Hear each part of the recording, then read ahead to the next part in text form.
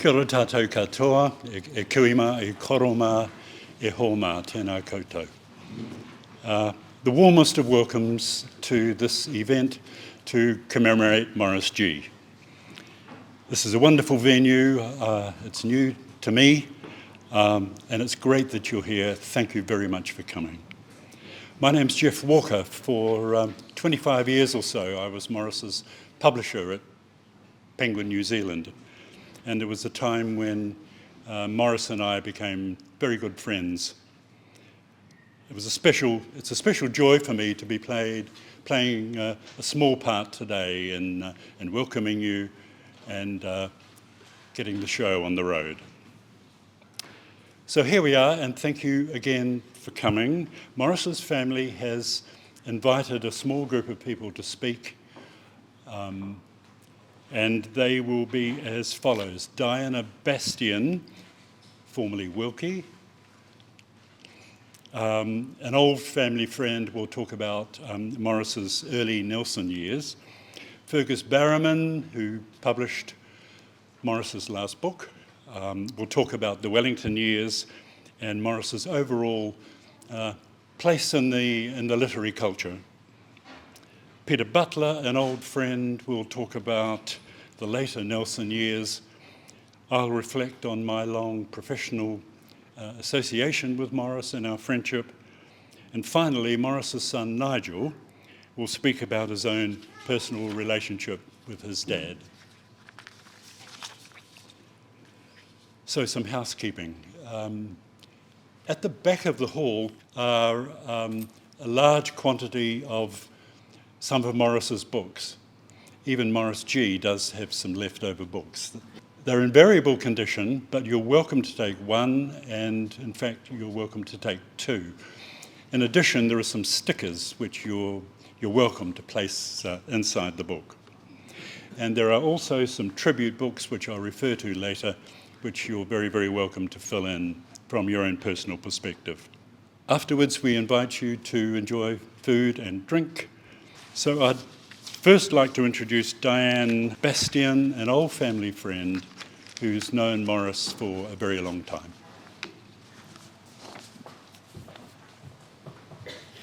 It feels very, very special to be back in the nest of the community that was so much a part of my life and home for so long. So kia ora, and thanks, Paul, for being here.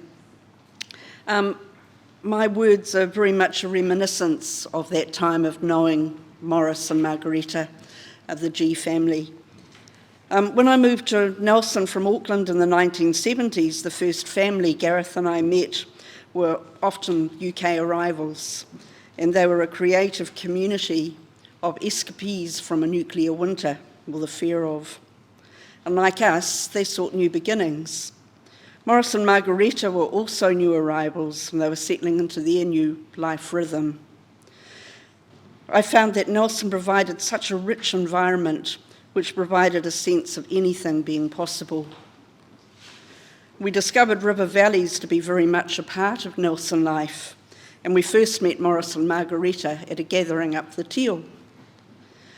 Christopher, potter, architect, and Philippa, a weaver, lived with their children in a grey slate house tucked by the river with a monsoon-sized water bucket swimming pool.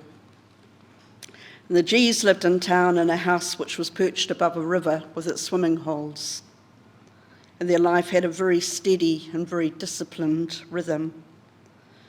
With Margareta off to work in the morning, she was working at the museum, and Emily and Abby to school, Maurice would retreat down to his den of exercise books and dark imaginings. Its window looked out and over another world, the wide mouth of the Maitai Valley and the changing seasons of colours, smells, scents, sounds. Margareta, in her very crisp, pragmatic way, once said of their roles, "It's the only way Maurice has to write." Margareta was the rock on which so much was built. I was now 22, and with a toddler, we bought 14 acres of rough, steep land up the Upper Maitai, and we foolishly thought we'd only need to live in our packing crate hut for a few months or we built our first house. Youth. A year later, by then also with a baby, the house was just good enough for us to move into. We had chooks, we had a growing goat herd, and we had the occasional visit of Captain Cooker. And the river had such life and such history. Like Maurice, we'd watch it change from the cool, clear, crystal waters to slow, warm, algae green, to floods, then clear again. Chattering children would gather on summer days learning how to swim. It was very crisp. And then there were the rambles to spot dragonflies, to look into its mysterious depths for eels or lazy trout. We'd watch for ducks, swallows, kingfishers. And as with the Gees, we'd found a sense of place. We lived by a cluster of neighbours, some with multi-generational ties to the Maitai Valley, and it was sobering to learn of the council plans to construct a dam and afforestation. So in 1977, collectively harbouring environmental impact concerns which ranged from the health of the river to the threat of fire, the Friends of the Maitai were formed. And its committee, which included the Gees, Shellcrassers, Gibbs, Wilkies, had many a meeting followed with challenges to council about what we saw as project deficits. And it became consuming and selfless, a huge commitment for both Maurice and Margareta. And eventually, while some concessions were won, sadly it didn't include a halt to the afforestation of the recreational reserve Waihi Takaro. And in our shared activist era, we often caught up with the Gees. I recall making a very dumb, probably post-adolescent joke about earning a damehood for my activities, and Maurice's tone immediately becoming very serious, saying, "And I hope you would say no." He was kind and patient and gentle and modest. These are all descriptors of Maurice, but he was equally astute and principled and determined. And he had a very wiry humour. They were both voracious collectors. Margareta's left her own legacy as a meticulous archivist. And her capture and preservation of history, it included the Friends of the Maitai, the original archives, which are now in the National Library. And Maurice, manuscripts were his repository for his rich mental snapshots of the social and physical environment. He was a constant participant, observer of life, and he was often amused by its ironic twists. But Maurice's legacy is so much more. He was a devoted dad to his children. He held the sadness of his then absent son, but alongside his awe of watching Emily and Abby grow. Emily introducing him to quantum physics and string theory. Abby, who could swim, forgetting how to swim over a deep river hole. It was all okay. And the quiet satisfaction of seeing them both thrive alongside their schoolmates in the natural environment of the Maitai. I don't think Maurice ever tired of his valley rambles in those days, despite the growing pockmarks of newly planted seedling pines amongst the grasses on the flanks of the hills. It's now recognised that the control of invasive pines is a significant ecological concern, and the early removal of seedlings is a priority. Maurice took very seriously his eco-warrior hillside walks. They were reputed to be both vigorous and cathartic. And the valley children always had nice Christmas trees. But in the scale of things, such efforts prove futile, and this is where my family story becomes Maurice's.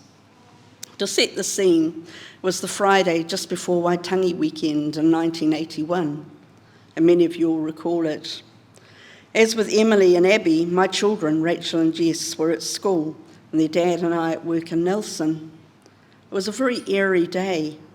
The morning staged a solar eclipse, and as the day dimmed, an equinox gale began to funnel down the valley, tossed about the dry vegetation.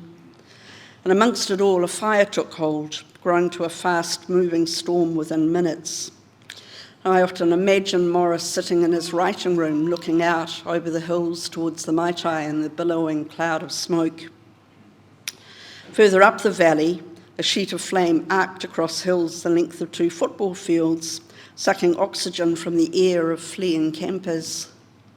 And in the firestorm, our house exploded. It was reduced to twisted roofing iron and ash and melted glass hanging like treacle in the remnants of trees. The landscape was apocalyptic, and the Gee's Lower Maitai suburb was on evacuation alert. Maurice was quite affected, and knowing that our goats, with the exception of a skittery doe and her kids, had all found refuge at the river, tasked himself with finding the lost 3. Later, scrubbing his arms of the tarry soot in a bucket, said, "One day I'll write about this." Some years later, Maurice and Margarita moved to Wellington, returning to Nelson about my time to move away. And on my visits back, I would always look out for them walking side by side down the road, their sense of place within Nelson and with each other strong and intact. And so Maurice has left our party. He held the warmth of good memories, and he had the capacity of contentment. His life has been a job so well done. Haere rā, Maurice.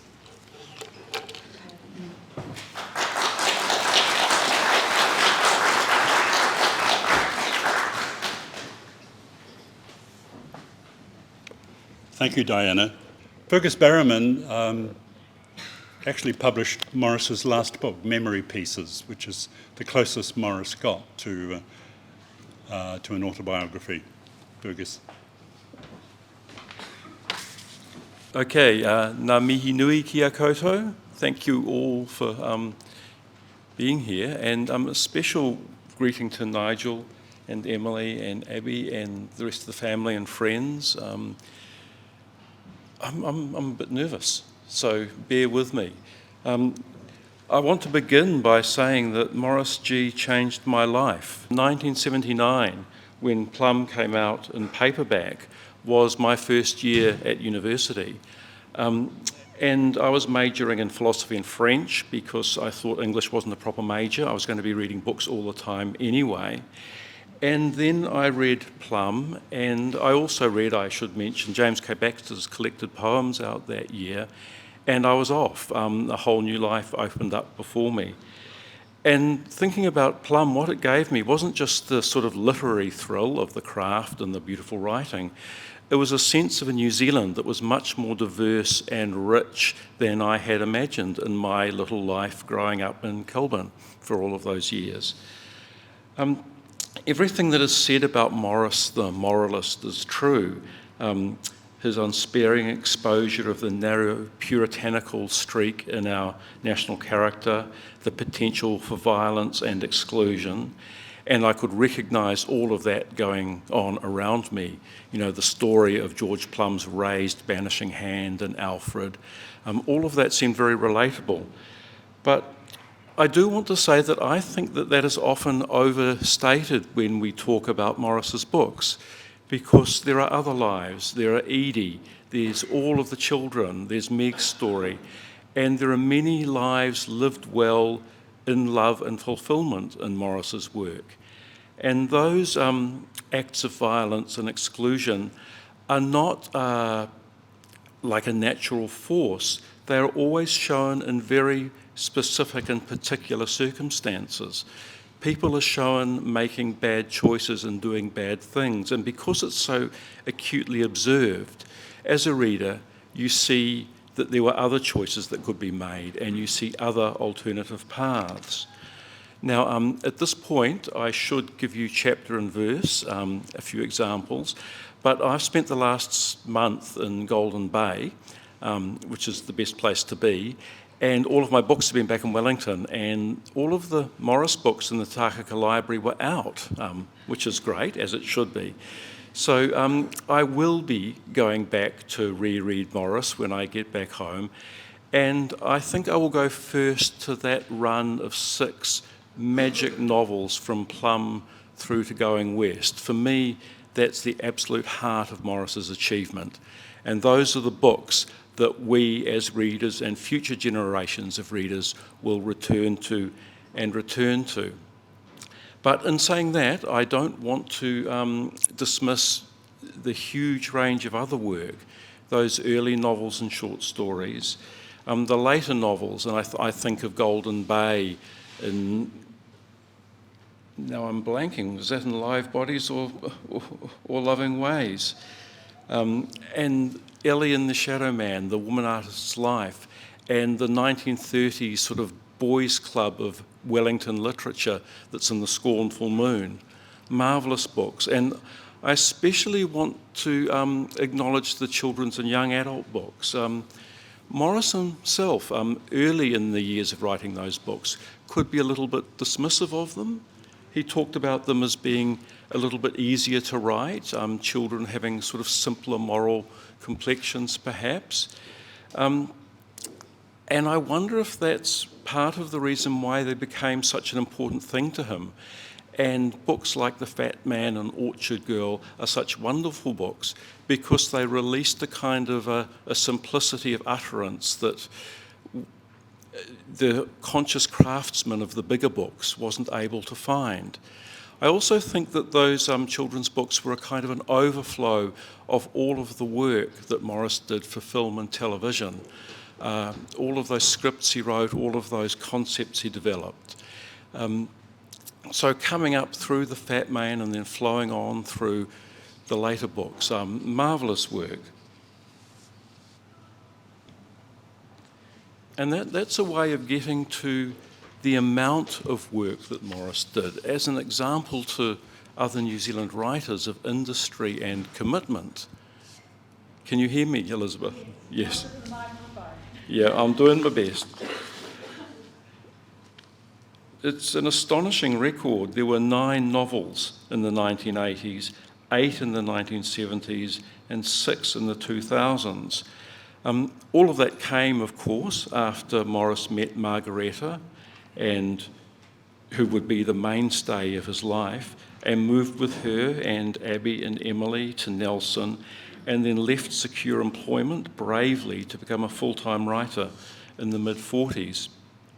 One of the great virtues of Rachel Barrowman's biography, and publishing that book by my sister was one of the greatest thrills of my publishing career, is that it has room in it for everything.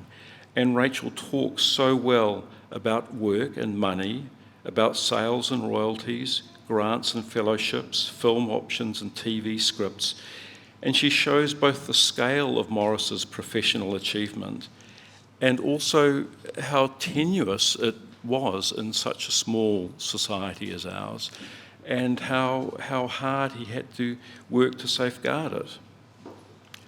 Now, I've been billed as speaking about Wellington, and when I think about Maurice's Wellington years, I think first of the vital years of finding himself as a writer.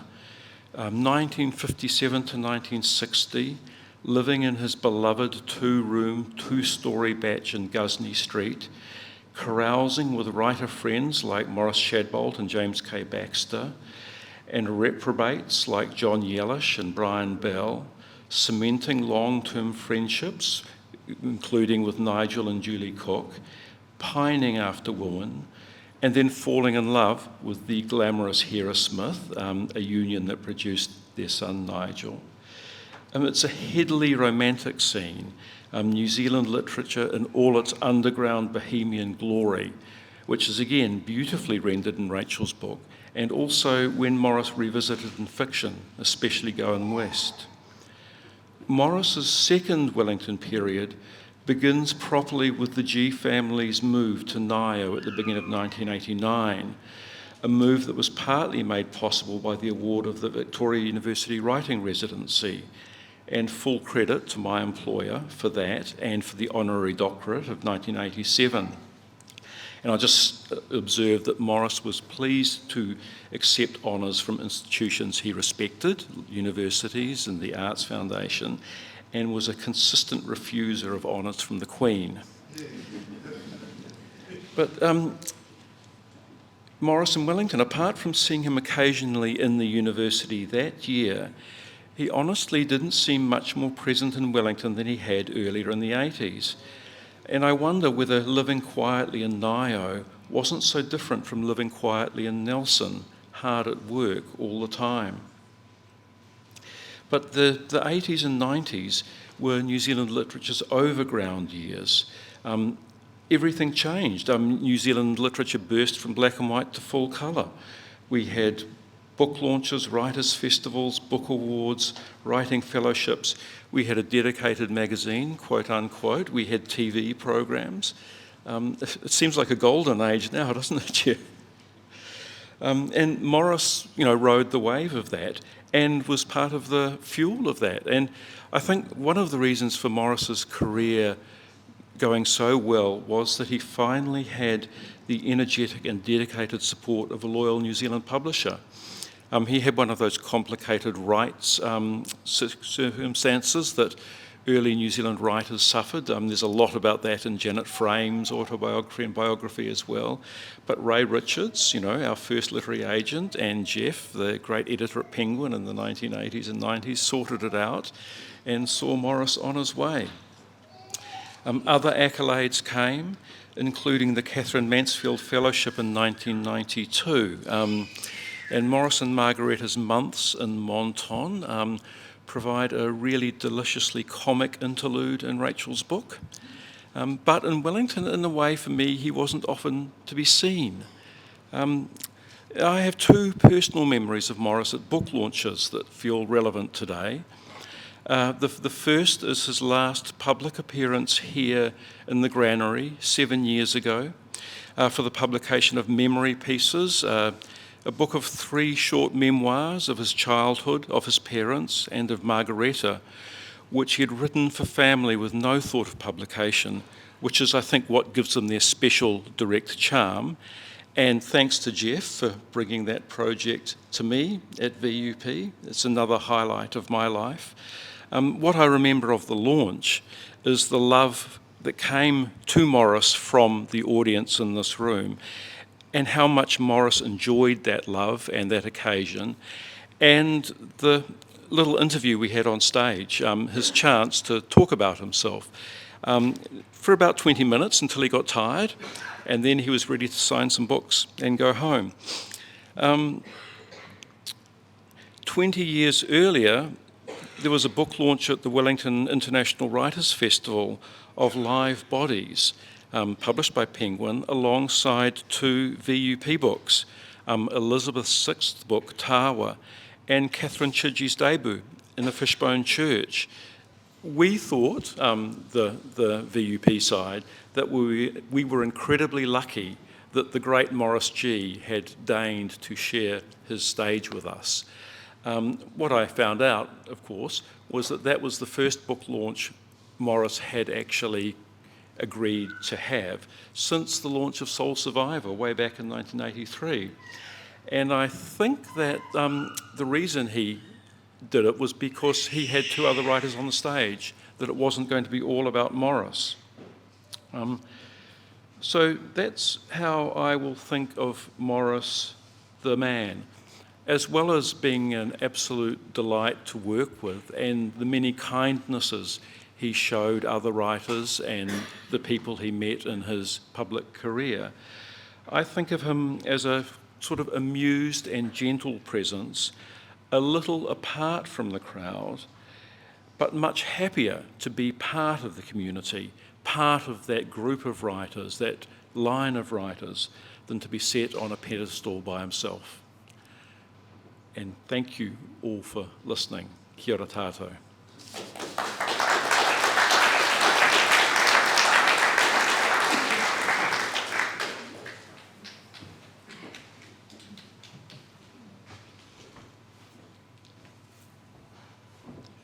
The next speaker is Peter Butler, an old friend of Maurice's. Peter.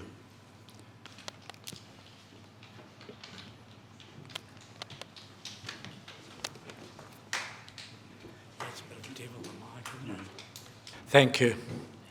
I first met Maurice at Auckland Teachers College Library, where my partner was working and he was 2IC. I'd had a book published, but didn't know any other writers, so treasured my brief but encouraging conversations with Maurice. He was quiet and considered. I was a bit wild and loud, but we enjoyed one another's company, and that, intermittently, lasted for a lifetime. We bought a bush block in Golden Bay and lived off the land one way or another, and Maurice and Margareta shifted to Nelson, so we kept in touch. I think Maurice was interested in alternative lifestyles, though this was never for him. They used to holiday up the Granary Valley, and we looked after Emily and Abigail on a couple of occasions when their parents had to go somewhere. I think the girls were as intrigued by our primitive living as we were to have a couple of bright young kids around. Maurice didn't express dislike of much, except right-wing politicians, but he told me once he didn't like drug-influenced writing, and I suspect he didn't like recreational drugs either, except for his nightly scotch. But he and Margareta were the only ones to turn up to my deposition hearing when I finally got busted for growing pot. I thought maybe he was looking for material for a novel, but none of it ever appeared in his writing. So I think they were just there to support me. We never talked about it afterwards. I didn't see much of Maurice and Margareta during their Wellington years, just the occasional cup of tea if I was doing some research at the Alexander Turnbull, where Margareta was working as a librarian. But by luck, the place they bought upon shifting to Nelson is only a couple of 100 metres from my office. We went to the Free House a few times. Maurice enjoyed a drink, but he was never loud, and which is one of the things I liked about him. However, it made conversation in a crowded pub difficult. But both M's loved walking, as do I, so our paths would usually intersect every week or two, and we'd have a chat on the footpath. Maurice and I would lead one another on interesting conversational coils until Margareta would signal that it was time to trot on in our different directions. But I'd cross the road for those chats. If I pause, I can hear a quiet voice coming out from under a low-slung cap asking, "What are you up to?" showing an interest even into his 90s. Maurice gave a generous speech to launch my novel, Gravel Roads, at this very spot. I've never done writing courses or belonged to writers' groups, so my conversations with him around writing were gold. He believed in telling stories through strong characters with a powerful narrative that didn't muck about, good old-fashioned stuff, which is why his best stories are likely to be read for generations. But it was Maurice the man that made the biggest impression on me. He was a strong man without needing to flex muscles, a clever man without needing to flash big words, a very successful man who projected humility. Maybe he was a bit angry inside at the injustices and absurdities we all witness, but he channeled it through his writing where it could do some good, and I never witnessed a rant. But you don't know what even a good friend is like behind closed doors. I asked his daughter Abigail yesterday if he was different at home from the gentle man I knew. Did he perhaps nut off and beat them with sticks in private? No, she said with a smile. He was always gentle. He liked to make up games for us to play with him, and rough and tumble. He'd carry us around until we got too heavy. Maurice wasn't so much a mentor to me as an exemplar of how a man can be. He was the antithesis of toxic masculinity. We don't have a phrase for that yet. We should. But he certainly wasn't a wimp. He nailed something quite rare. I'm going to take some novelistic license here and say that he was as close as anyone I know to being enlightened. Thank you.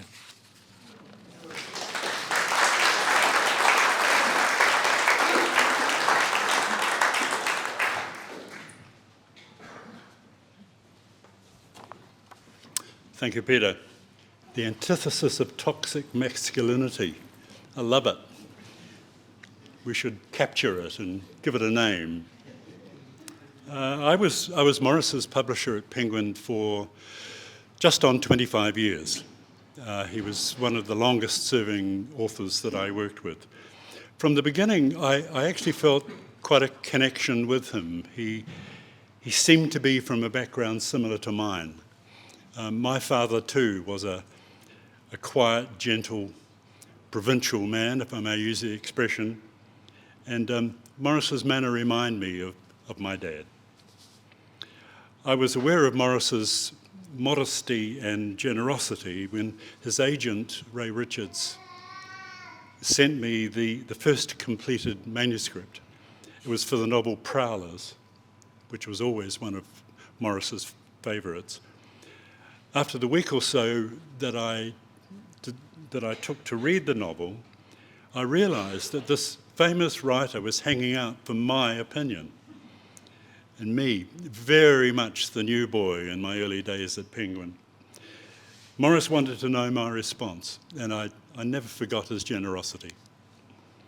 Thereafter, we developed, I think, a very successful, warm and productive working relationship based on much mutual respect. We'd correspond constantly. If emails had been invented at that time, we would have exchanged them every day.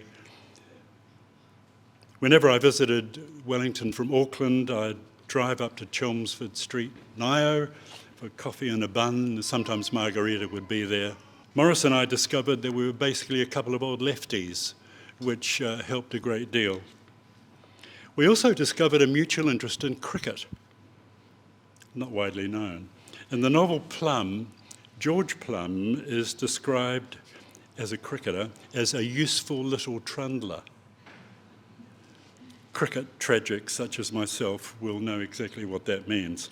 I don't recall if Maurice ever himself was a useful little trundler, but I suspect he was. Maurice always listened to me whenever we disagreed, which we rarely did, but we couldn't agree on the initial cover design for Ellie and the Shadow Man, that some of you may know. I didn't think it was right. Maurice was very keen to use a painting. I didn't feel this was right for the initial cover design, which we were producing all of Maurice's novels under. I thought it was quite distinctive. I thought, in a very publisher sort of way, that we'd just sell more copies that way. Maurice wanted to feature this painting by Ewan MacLeod that features a sort of shadow man. If you know the cover, you'll know what I mean. It's actually a superb, upsetting image. Personally, I did like the image, but just not on the front cover.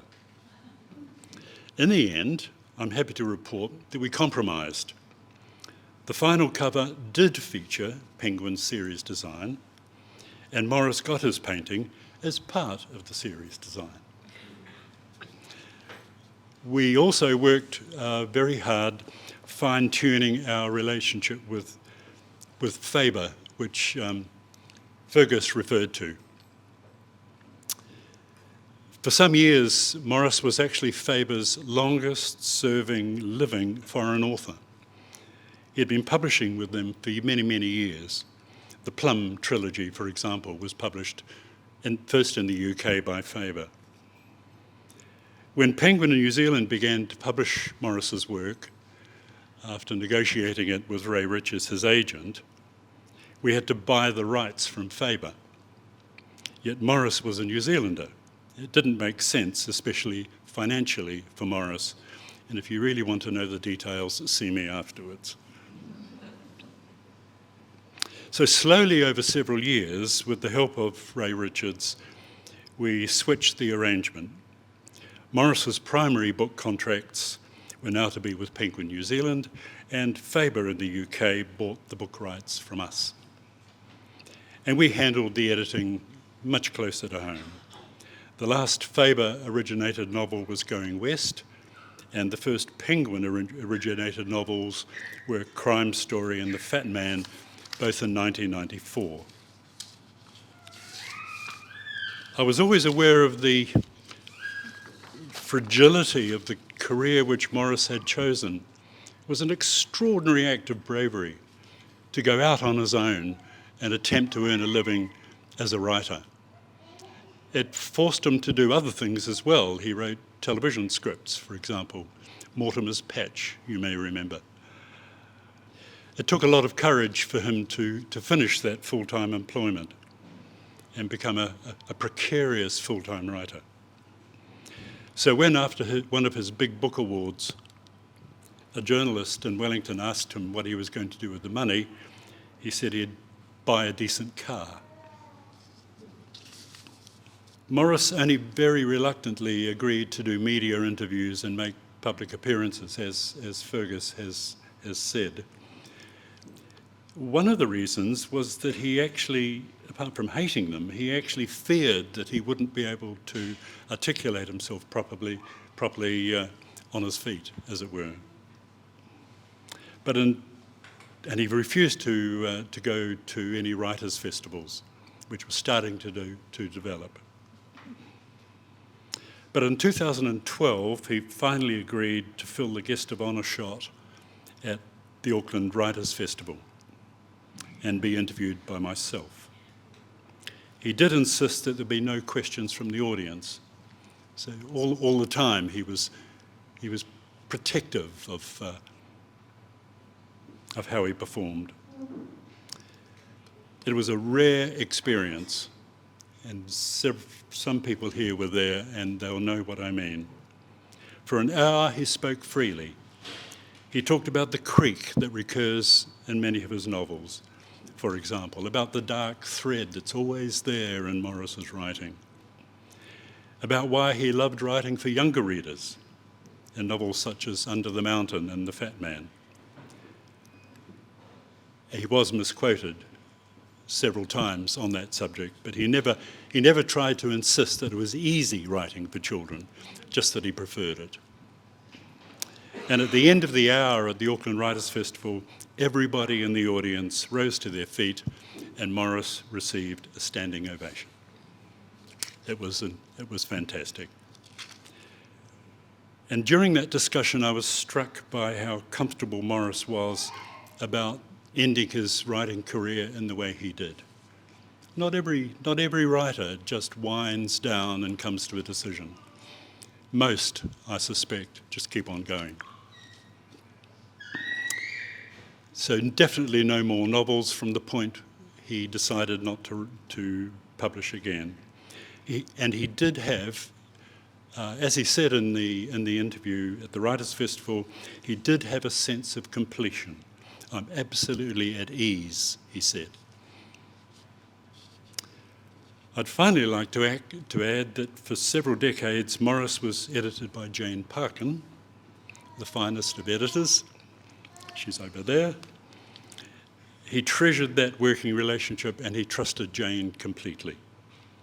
His manuscripts were actually very clean, as we say in publishing.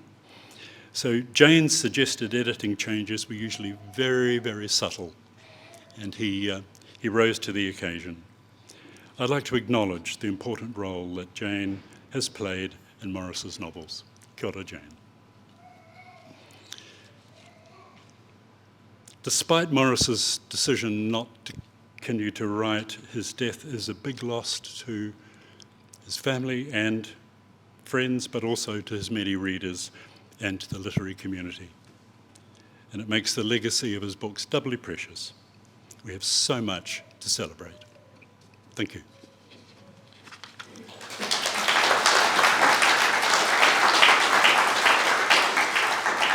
And I'd like now to welcome Maurice's son, Nigel.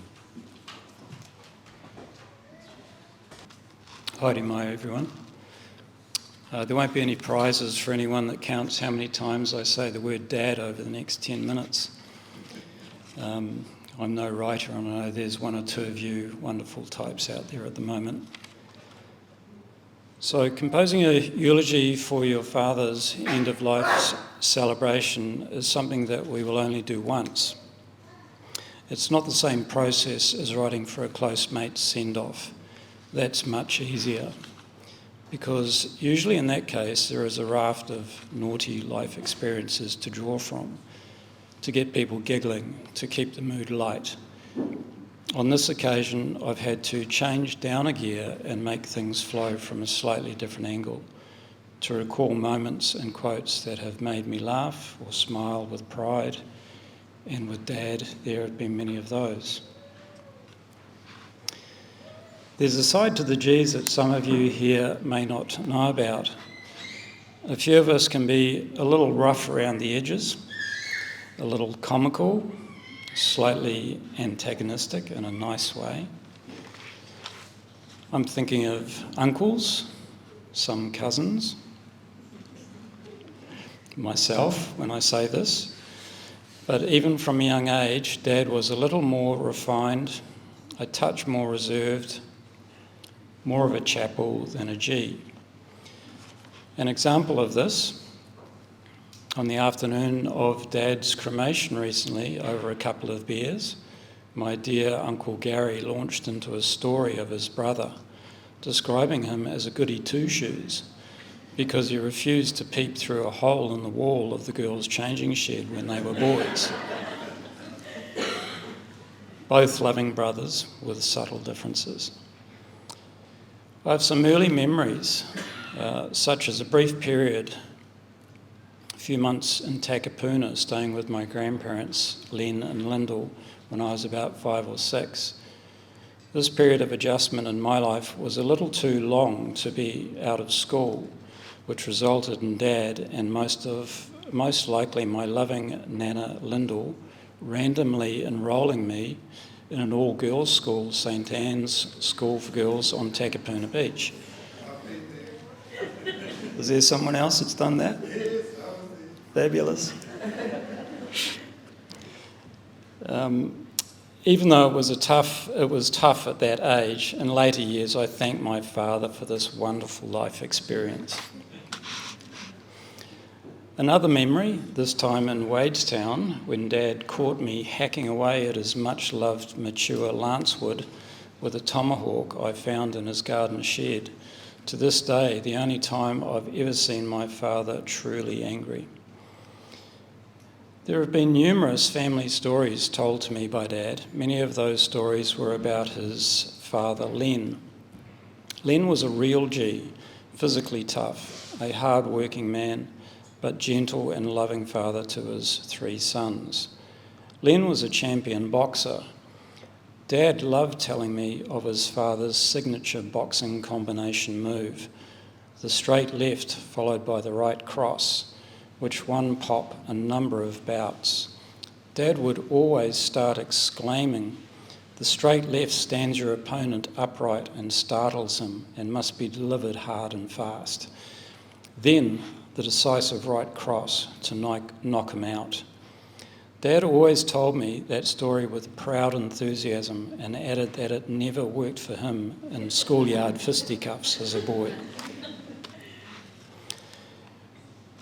When Dad talked about his school days, one story that popped up once or twice was about his keen interest in reading, and that in one particular school year he had read the entire Charles Dickens collection, quite an achievement.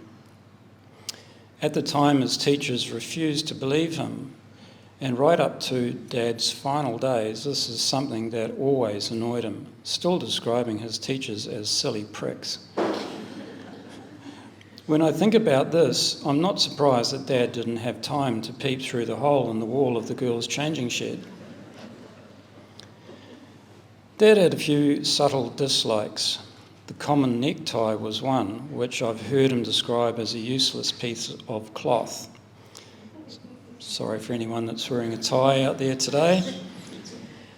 Another was high-tech yacht racing, which he once called a rich man's sport, and had me living in fear of him ever realising I love following Sail GP.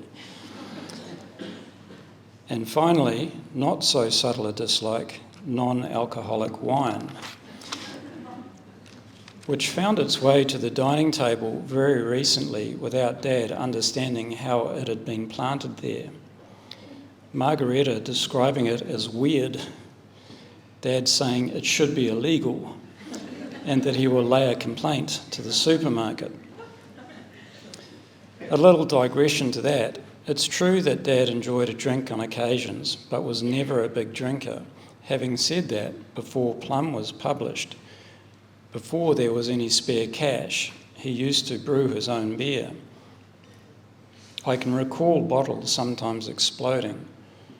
Maurice Shadbolt describes it best in one of his many quotes about his close mate shortly after Plum's success, saying there are signs of prosperity in the Gee household. There's hard liquor in the cupboard, no more of that home brew. Dad's likes were simple. Watching rugby was one enjoyment, saying he thought of it as something gladiatorial.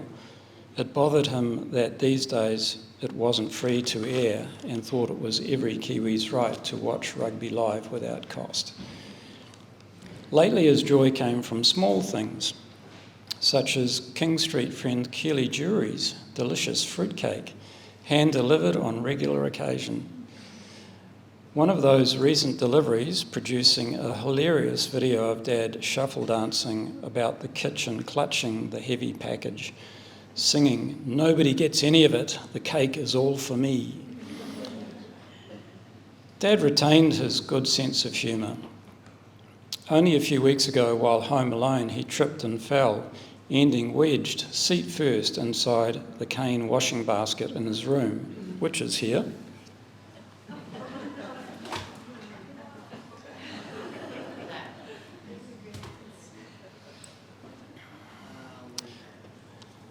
He told me on the phone later it was hilarious as he rocked and rolled trying to escape that situation.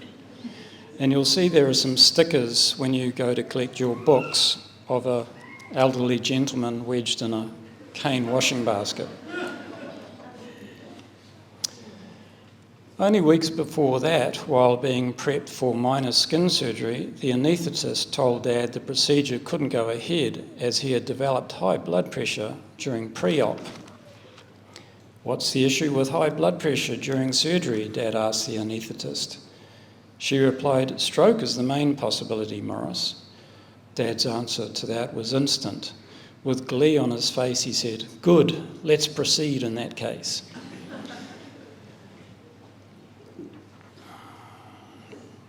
Most people here would know how special West Auckland was to Dad. Those early Henderson days are well documented. My eldest son, Nicholas, now lives in Henderson with his partner and young daughter. They are only minutes away from Falls Park and Tui Glen, where the three Gee brothers grew up. When Dad heard this news, he was genuinely excited. It was kind of a full circle occurrence to have a grandson living in that part of Auckland. There were stories shared from grandfather to grandson about a place packed with memories for Dad. When Nicholas stands on the Henderson Railway platform these days with his 3-year-old daughter Margot, he can tell her about her great-grandfather and point to a large mural of him painted on a wall beside the platform. Another New Zealand town that featured in Dad's early adult life that isn't so well known is Rotorua. I know how special this period was to him, as he often talked to me of his full immersion into Māoridom while living with my mother Hera in Rotorua's Kotu district. Dad would always boast to me about being the only Pākehā living in Kotu Road and how he enjoyed being somewhat accepted into this predominantly Māori community. A delightful discussion I had with Dad last month was about the Arts Foundation of New Zealand Icon Awards. Dad had enjoyed being reminded of some of the detail that had slipped from his memory. He was one of 8 artistic and literary Kiwis being honoured in the inaugural year of the Icon Awards 2003. He seemed quite thrilled when I told him he was in great company that night at the St James Theatre in Wellington. Standing on stage alongside Janet Frame, Ralph Hoteri, Honi Tufri, to name just 3, I could see Dad focusing on our conversation. These were his kind of people. I reminded him of the loud whistle I gave him from the middle of the theatre as he stepped up to receive his Pounamu medallion. He grinned and said he recalled the shrill. After a quick Google search, I told Dad that he was the only living recipient from the inaugural 2003 Icon Awards. I had that discussion with Dad on the 12th of May. Exactly 1 month later, he joined the other 7. By the way, directly after Dad had that conversation with me, he went and found the Pounamu medallion and gave it to me, so I'm hoping the Arts Foundation don't come asking for its return.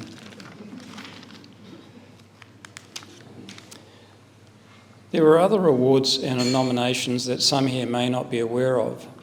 Some declined because Dad believed the British monarchy wasn't relevant in modern New Zealand society, and that these awards and nominations would have had to have been approved by the Queen at the time.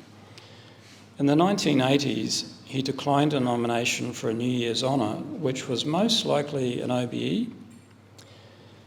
Then he declined the offer of a knighthood for literature 1992 for the 1993 New Year's Honours. He also declined to have his name put forward for a Principal Companion of the New Zealand Order of Merit for the 2005 New Year's Honours.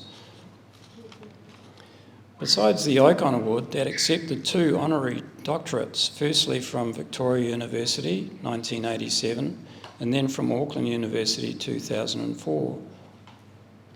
Worthy of note, the New Zealand Society of Authors put his name forward for a nomination for the Nobel Prize in Literature 2011, an accolade Dad consented to but did not win. As a footnote to all this, he was asked at some point if New Zealand Post could put his likeness on a stamp, which Dad balked at, jokingly saying he didn't like the idea of being licked by people he didn't know.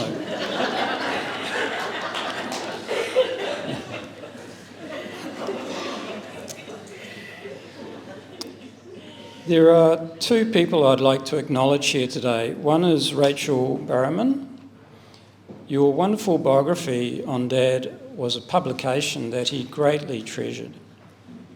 And Rachel, I'd like you to know, along with his own family memoir, Memory Pieces, that your book, Maurice Gee Life and Work, was being read again in his final weeks.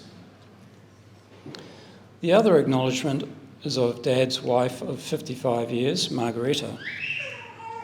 Their 55th anniversary was 2 days ago on the 3rd of July.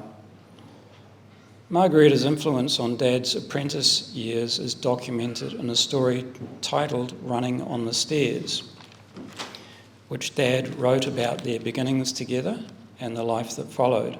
It's a delightful read.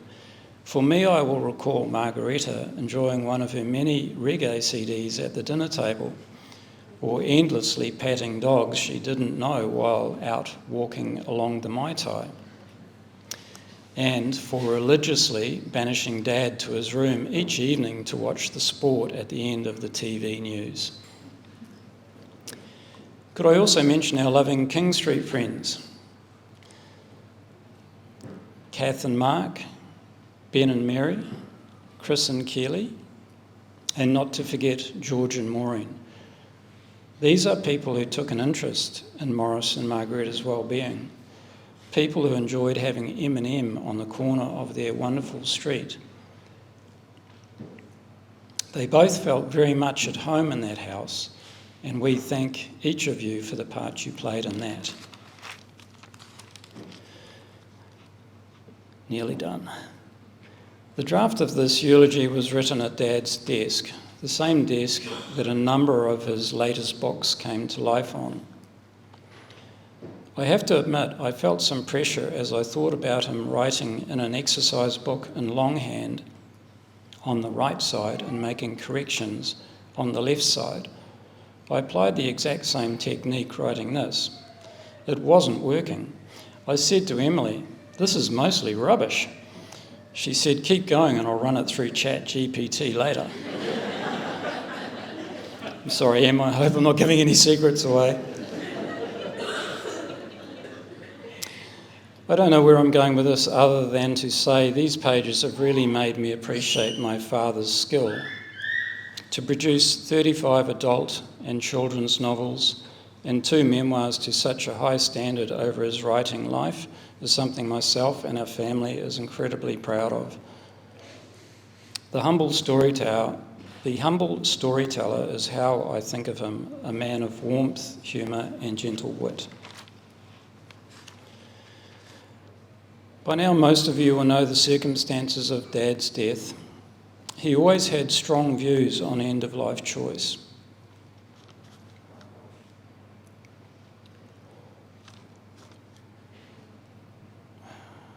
We as a family have had open discussions with Dad about this.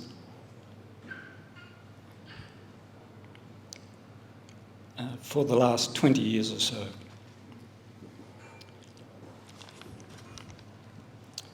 Even though it's hard to lose a parent that you weren't ready to lose, we are proud of him for having the courage to act on what he truly believed in, at a time he knew was right for him. So I'm just going to finish with a brief email that a friend sent to me to acknowledge Dad's passing. This is from Ken Tustin. Most of you probably haven't heard of him, but he's the author of 4 of his own books on moose in Fiordland, Himalayan tar in the Mackenzie, and his own aviation career as a pilot. Ken is a huge admirer of our father Maurice. Dear Nigel and family, I've just learned of Maurice's death. So sorry to hear that. It was such a privilege to have met him with you all those years ago. We have a shelf of his books, precious to us. There can be few people who can have truly left such a lasting mark on generations of their countrymen. I so admire folk who elect to leave like Maurice did, everything on his own terms and with dignity. R.I.P. old mate, you are dearly loved, maybe more than you ever knew. Thank you.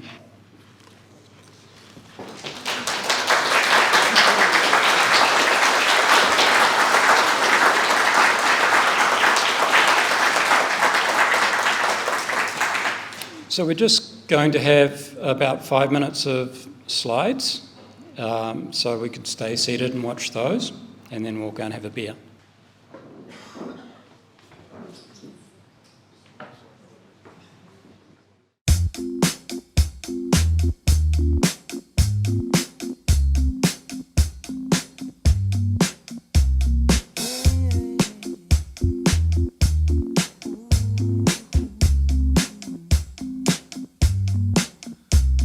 Sunny. Yesterday my life was filled with rain. Sunny, you smiled at me and really eased my pain. Now the dark days are gone, now the bright days are here. My sunny one, joy is so sincere. Sunny one, so true, I love you. Ooh, sunny, I wanna thank you for the sunshine you gave. Sunny, I wanna thank you for the love you brought my way. You gave to me your all in all. Now I feel 10 feet tall. Sunny one, so true, I love you.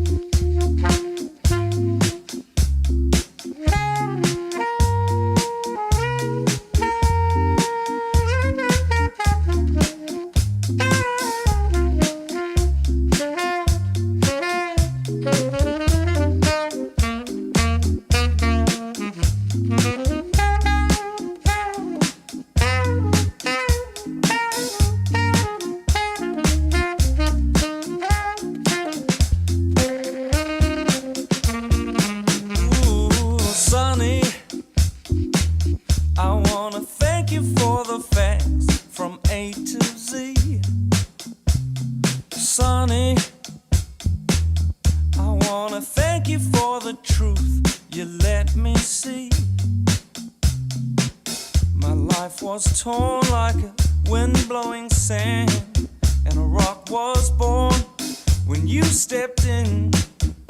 Sunny one so true, I love you.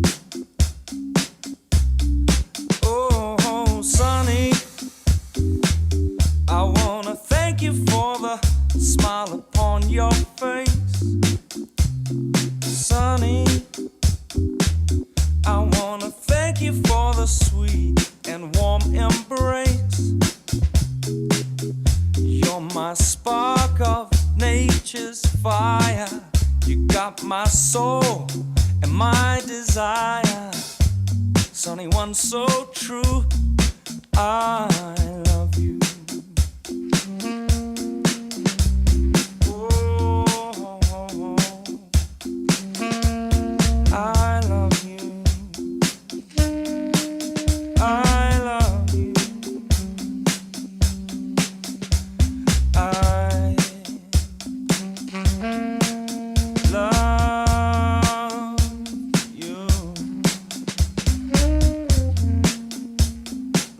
you. Oh,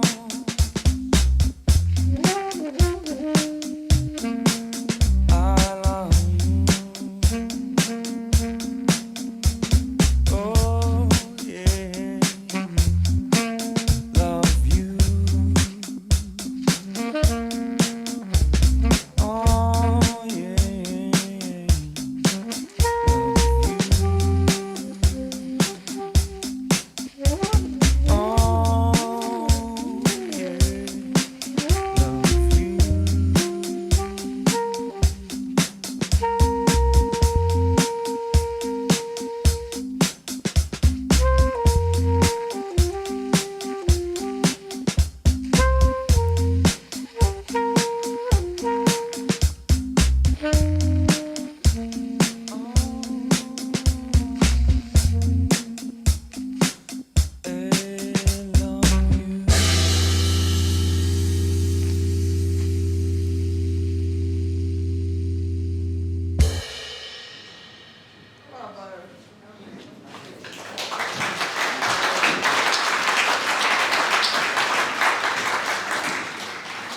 Thank you for the slides. They're wonderful. So that brings the formal part to a close. As we said at the beginning, there are dozens and dozens and dozens of copies of Maurice's books on the two back tables. Please help yourself. And there are some stickers. You can place a sticker inside the front cover, and it's from Maurice Gee. You will also find some copies of these exercise books.